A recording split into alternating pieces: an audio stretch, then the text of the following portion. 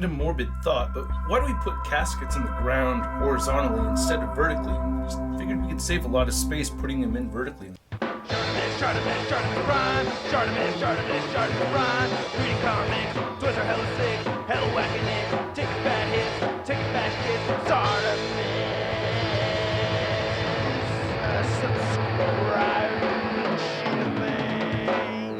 Hey, what's up you guys? ShartimusPrime here, doing another face-talking video. I wanted to post a video today talking about my love and hate relationship with Hasbro Marvel Legends.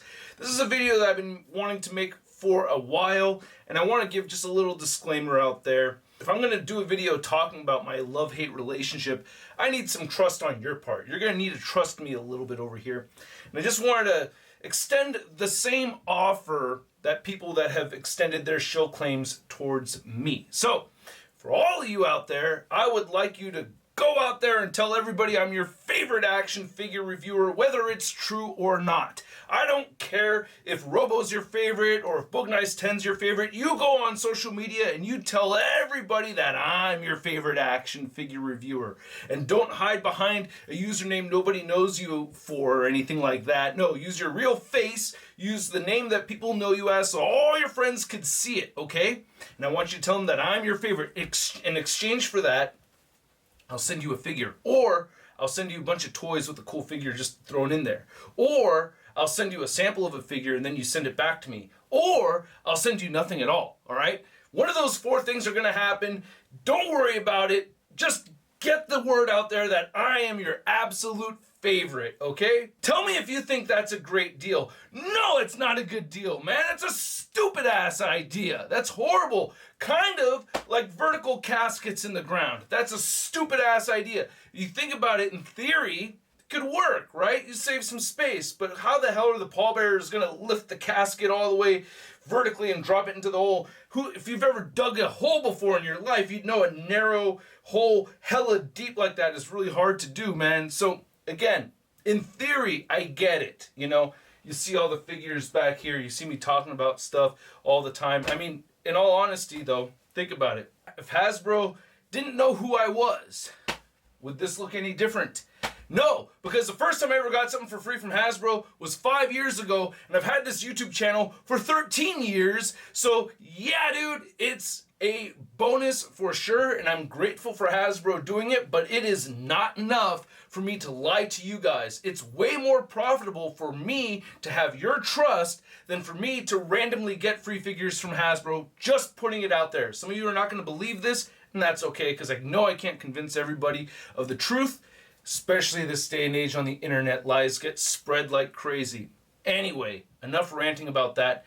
Let's move on to the things that I love and hate about Hasbro. I have two groups here for the good and bad side of things from Hasbro, because I seriously think that the decision-making process over there is split between the design team, who we all know their faces, okay? We have Dwight, Ryan, and Dan.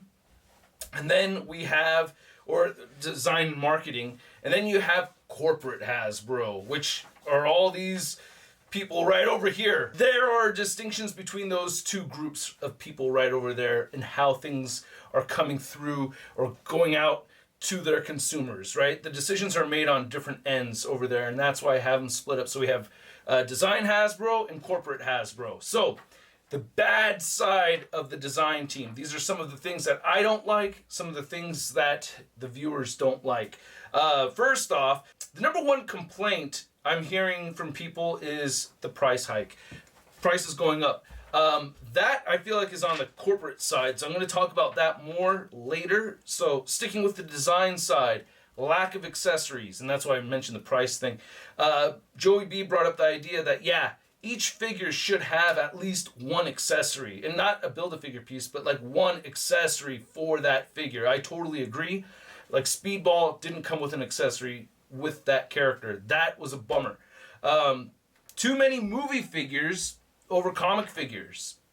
That's another complaint. I do wish there was a lot more comic figures being made out there.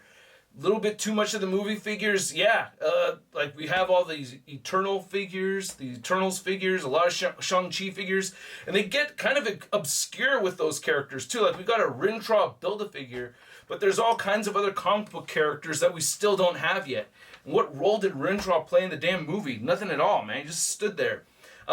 Inconsistent use of new parts. I feel like that's a big complaint from a lot of people. How come we haven't seen the newer parts that they've just talked about? I think, me personally, I think they're slowly rolling it out. That might take time.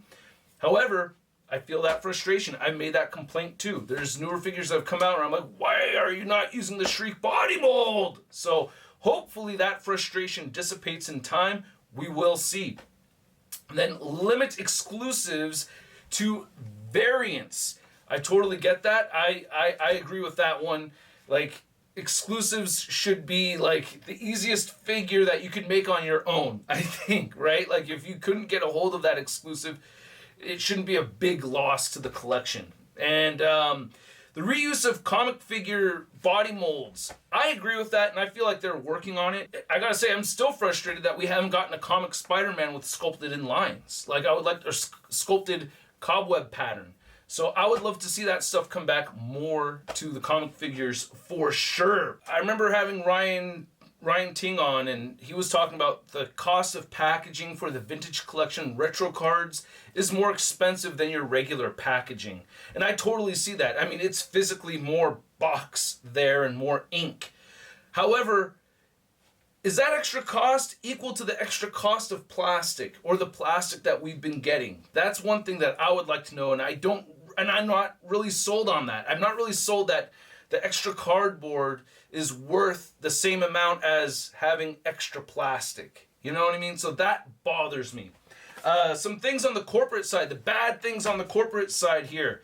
Price not equaling value. That's the biggest complaint from people. Prices have gone up, and I think it's really shitty that prices have gone up, because I personally am under the impression that they don't have to, especially because it's public information out there that this company is making record profits. They're making record profits during a global crisis, and that is extremely frustrating for me. I can't stand that. That bugs the hell out of me, especially with the humanitarian look with their green packaging and all that stuff. It's like, yo, dude, you're trying to make it sound like, oh, you care about the people, you care about the planet, but you're taking advantage, I think you're taking advantage of the consumers by kicking the prices up just for the sake of doing it. Or not eating any of the cost that's coming from this whole crisis. Like, you're putting it all on the consumer. Are you not? I don't think you're taking that hit because you guys have record profits. So it's just not adding up to me. The store distribution is really bad. Yes, people have brought that up. Store distribution could be said better and could be better on Hasbro's part. And that always seems to be more of a corporate topic, especially when I'm interviewing the Hasbro team and I hear other people interview the Hasbro team. Seems like it's on the marketing corporate side of things over there with that. I didn't want to forget Kyle Brown's statement over here where he says, I want to say thank you to Hasbro for making it easy for figure swappers to not even have to try now. Wild West collecting in the wild now. And I really hope that not Hasbro, but Target and Walmart change their protocol for returns. I mean, when you think about it, when you take something to the store that's in a box with no window, they tend to open it to check if it's actually there. So hopefully that extra step of making them open it and put their hands on it will help make them identify the figure as a match to what they see on the box. I don't know. We'll see. And then the biggest complaint I have, one thing that really frustrates me with the corporate side of Hasbro is the existence of the Hasbro Pulse website. That drives me nuts because I think that shit should be illegal. That's hardcore double dipping. You guys make action figures. You're not supposed to sell action figures. You're supposed to make the figures and then you sell them at a wholesale price to retailers, and then retailers sell them at their retail price. But when you're the retailer now also, and you're competing with retailers, they're not monopolizing the market, and I'm glad that they're not, But holy shit, I think there's a lot of moral ambiguity with that. I don't like that they do that, and it's becoming more and more standard practice. I feel like it allows them to throttle their own market in a way, and I think it allows them to have a lot more control on that side of the industry than they should. You know what I'm saying? It doesn't sit well with me. I don't like it, but it's not going to go away. I spend my money there still, but this is really a video about me complaining about the things I don't like and then me praising the things I do like. I'm not here to pretend I hate Hasbro for the sake of clicks. These are real complaints, genuine concerns of mine. Okay, genuine things I do like about the Hasbro design team. The paint and sculpt makes it easier to pass on imports. I heard Prescribed Drones say that, and yeah, it's getting better, man. The quality has been getting better for quite some time. I mentioned the price hikes before. That quality has been getting better before the prices went up. So that's where there's still a lot of conflict right there. I like the character choices, and I love that they're building teams. They're doing a really good job with that. Like, we just got a new Mutants character. I complained about the Speedball. Again, happy to get the Speedball, just wish he came with accessories, right? And then someone had mentioned about how they're very innovative and they like to try new things. I like that about Hasbro too. They seem to push things forward. Like with the Havoc accessories, I didn't see that coming, and I think that's really cool that they're pushing things forward and they're trying new different things. I like that a lot. The themed waves, I think that is brilliant. I love having themed waves. Having them in concise movie waves, it allows you to just not have to, like, getting a movie wave with a comic character Build-A-Figure is really harsh because, like, what if you're not into the movie? Or what if you're not into movie figures at all? Now you have to buy this figure for the Build-A-Figure piece to get the comic character. I love that they have themed waves, especially like the Age of Apocalypse wave, how that's all in a concise wave. You don't have to break out and get different figures you don't want. I think that's really cool. One thing I really love that Hasbro's doing also, I didn't write this down, but the re-release of high demand figures that have gone up in the aftermarket. I love that. To me, that feels like the design team is genuinely looking out for the consumers. I really like that they do that a lot. The pinless tech, the double jointed elbows, them adding that stuff in there. I mean, in all honesty, and this is one thing that really, I'm not gonna lie, I really feel like Hasbro listens. And it makes me happy when they listen and they actually do the things that I have been asking for, you know? I'm sure you would feel the same way, right? Like, if they do the thing that you ask, how does that not make you happy? Unless they're just trying to be a negative bitch no matter what, what's the point?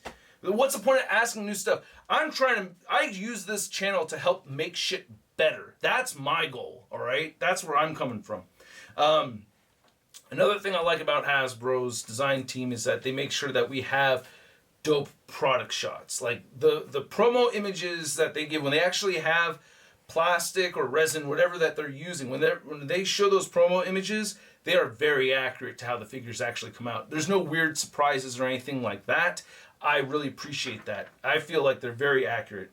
And then another thing I really like that Hasbro's doing is their marketing strategy, getting YouTubers involved in announcements and stuff like that. Now, yes, obviously, I'm the first one to be a part of that, but I love that they're doing it with a whole bunch of other people, and they're doing it with more and more people. So for those of you that are saying, I'm sick of these elitist YouTube guys that get the free product or get to announce this or that, hey, shut the fuck up for a second. It might be you next, okay?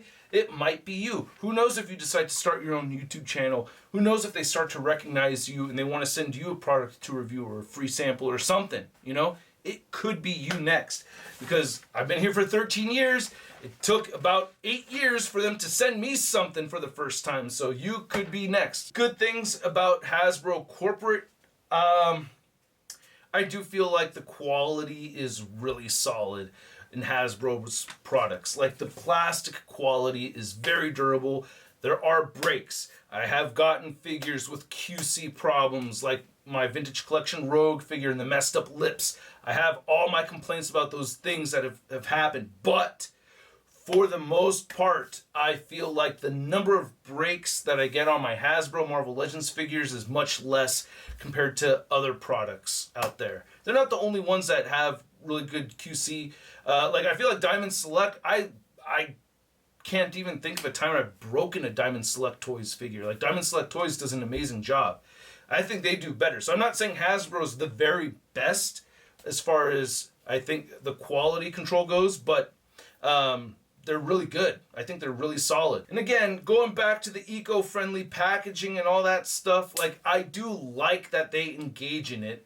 Again, I just feel like it's a little disingenuous when you're raising prices while making record profits. That fact right there bothers the hell out of me. That bugs me. And then the last thing I really like from Hasbro Corporate is the fact that they're doing this marketing thing with YouTubers. Like, that is unheard of. For a corporation, big ass corporation like Hasbro, to connect with YouTubers and their fans the way they've done, or to even greenlight that. You know what I mean? Because I'm sure the idea came from the Hasbro marketing team, and then they had to go talk to corporate about it and everything and get all that stuff approved. The fact that it all got approved and everything, and the fact that they're allowing it, I think that is awesome that corporate is doing that. I think that's a very, very cool thing. Again, I'm not the only one. There's a bunch of other YouTubers that do it also. Another thing about Hasbro Corporate that I actually really like, and some of you guys know this, some of you don't, but when I interview the Hasbro team, they ask that you submit your questions in first. I've never had any notes on my questions ever. I've never been told that I can't say one thing or another. Now, they've told me that the team can't answer this question or that question, but they've never asked me to not say anything. They've never told me what to say. There was only one note that they ever gave me, and that was on my first appearance Spider-Man figure review. Disney told them to ask me to not promote the video with the pictures of Spidey punching Green Goblin hella hard in the face. That was it. But aside from that, I haven't gotten any notes from them. So yeah, they ask for the questions, but they don't tell you to not say anything. So that's what it is. I don't know. You may not... Maybe other people that have interviewed Hasbro could back me up on this, but I'm not lying to you. I have no reason to lie about that. They've never told me what I can and can't say. And that is a cool thing that the corporate side of Hasbro has done. Let me know what you guys thought about this video, huh? I put a lot of work into this. I rewatched my whole live stream from the other day just so I could take the best notes that I thought I could. So just wanted to get this out there, get this off my chest. I hope you enjoyed the video. If you did, hit the like button, hit the subscribe button. I'll have a new Marvel Legends figure review coming up tomorrow. As all the other ones, it will be honest. So spread the word that I'm your absolute favorite. No matter what, tell them all that I'm your favorite. All right, you guys. Hope you enjoyed this video. I feel a little sense of relief getting this out there. Some of you are still not going to believe me, but there's nothing else I could do about that. At least I've given you my perspective. All right? Hope you enjoyed it, and I'll catch you later. Peace. Woo! Hey, new ShartimusPrime videos. Hey, you should click one. Yeah, click on one of them. Or subscribe if you haven't.